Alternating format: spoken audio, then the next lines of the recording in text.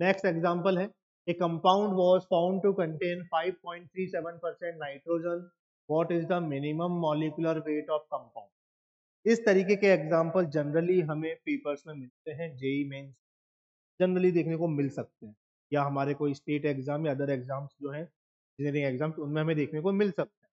ये हमें क्या बोल रहा है कि भाई आपका एक कंपाउंड है जिसमें 5.37% नाइट्रोजन प्रेजेंट, तो उसका मिनिमम मॉलिक्यूलर वेट कंपाउंड का क्या हो सकता है। ठीक, इस तरह के क्वेश्चन में बच्चा कहाँ फंस सकता है कि उसको लैंग्वेज थोड़ी सी दिक्कत है, उसको लैंग्वेज यदि समझ में आ गई तो वो कर लेगा। तो उसको बताइए कि जब भी परसेंटेज आपको गिवन है तो आपको हमेशा 100 से कहानी को, परसेंटेज का मीनिंग ये होता है कि जब भी परसेंटेज लगा हुआ है यानी कहानी को आप 100 से सोचो। ठीक है, तो एक कंपाउंड है जिसमें 5.37% नाइट्रोजन, इसका मतलब क्या है,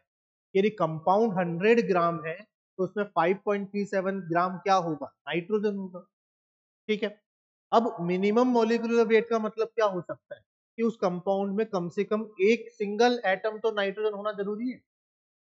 मिनिमम मॉलिक्यूलर वेट का मतलब 5.37% नाइट्रोजन का मतलब नाइट्रोजन प्रेजेंट तो है, अब नाइट्रोजन कम से कम एक एटम तो प्रेजेंट होगा, और नाइट्रोजन के एक एटम का वेट कितना होगा, 14 ग्राम।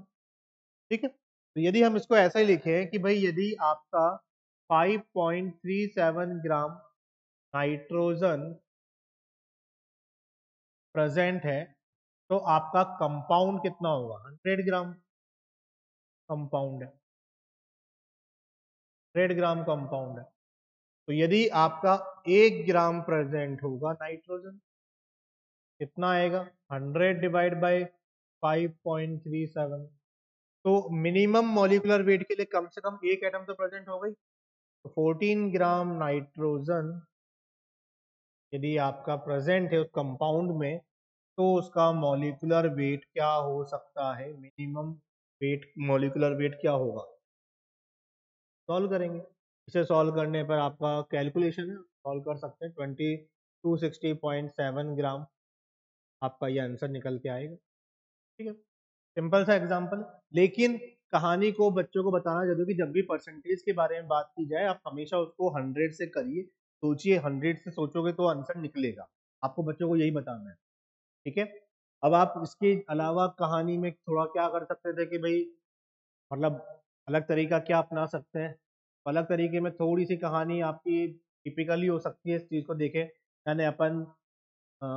मिनिमम मॉलिक्यूलर वेट यानी कहानी को उल्टा चला सकते हैं, दूसरे तरीके लिए उल्टा सोच सकते हो कि भाई आपका फाइव पॉइंट जैसे 26.07 ग्राम दे रखा है, अब 26 का 5.37% 14 ग्राम तो नहीं होगा।